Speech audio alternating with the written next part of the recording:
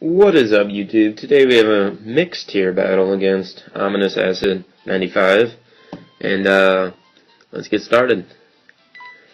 Both these teams were randomized using a, Pokemon team generator off the internet, and so it was a pretty fun match.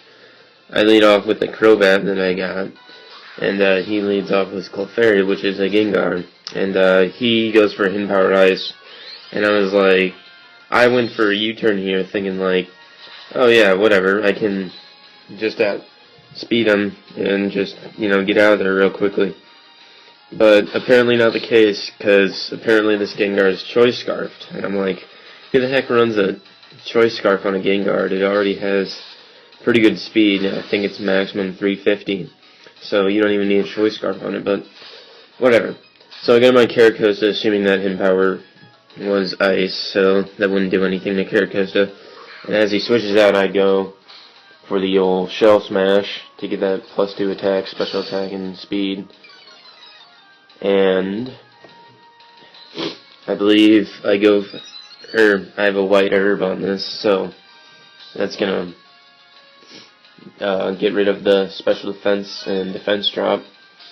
Then I just go for a Stone Edge on this Politoed, looking for a crit.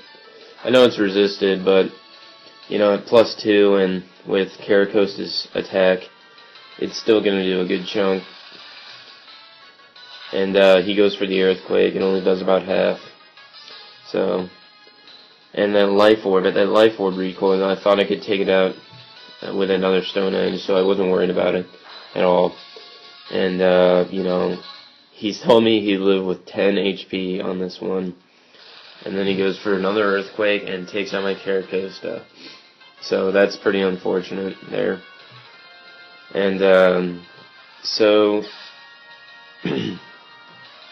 he falls through the Life Orb recoil.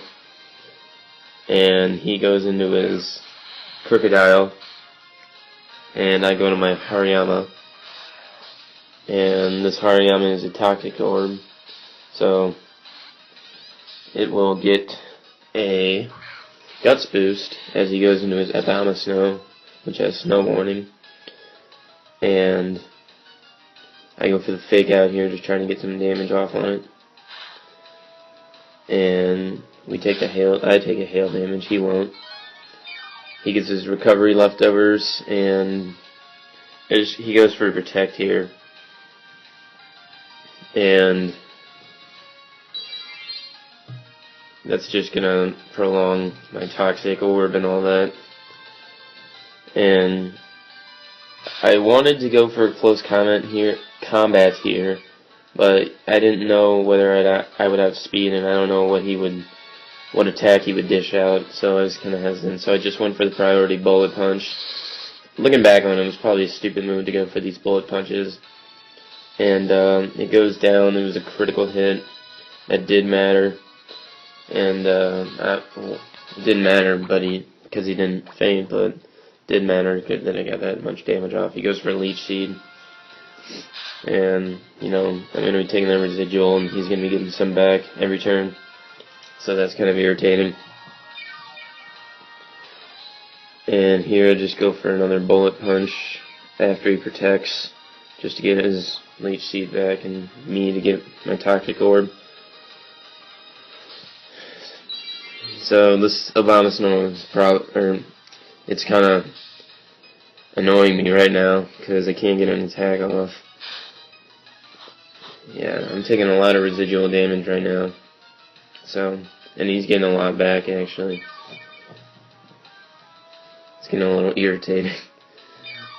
And after this Toxic Orb damage, I'm gonna only be down to under 100. As I go for another Bullet Punch, and that's not going to take it out, unfortunately, and I'm going to die to, I don't think I died to this Ice Shard, but I think I died to the Hail. So yeah, I died to the Hail, but that's kind of unfortunate. I would have liked to keep that Hariyama and take out this Abomasnow. And I just go to my Sharpedo here, and I I went for the Protect here, but I almost went for the Crunch, predicting he would go into this Gengar. And looking back on it, I definitely should have. It was definitely the better play, knowing that I could probably take out that Abomasnow from that range with a single Crunch, and then obviously if he wanted to bring in this Gengar. So I knew it was choice, so I knew it would probably go for a Thunderbolt as it does. I go into my Espeon just to take it, and it does exactly half, and of course I get the Paralyze. So this is really getting kind of annoying right now, and I just recover some damage back, and he goes for another Thunderbolt. Fortunately, he doesn't get the same damage as he did last turn. I live with 7 HP, and I'm able to take him out with a Shadow Ball. So that's kind of a threat out of the way. That Choice Scarf Gengar, nothing of mine could catch up to it, so it's good to have it out of the way. And I die to the hail here. And I go into my Sharpedo again. And he goes into his Crocodile. I go for a Protect to get my speed boost. And, sorry. He goes for a Thunder Fang. And I looked up, I look up typical sets that Pokemon run.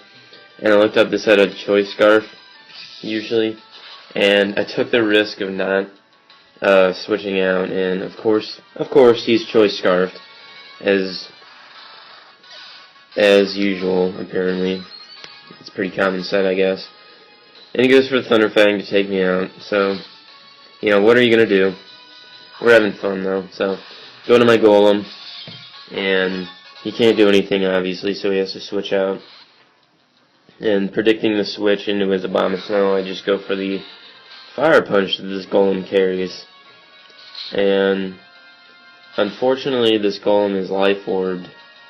Well, actually, it's kind of irrelevant, because although the Life Orb, if I didn't have a Life Orb on it, the hail still would have brought him out of the Sturdy. So, whatever. Then he goes into his Nidoking, goes for the Earth Power. That's going to take me out. I don't really have much chance there, because Golem has pitiful special defenses, as all the Geodude members of the Geodude family do. Just going to my last Pokemon, the Crobat,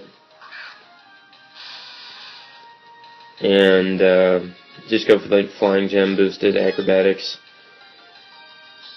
and it's going to take out this Nidoking.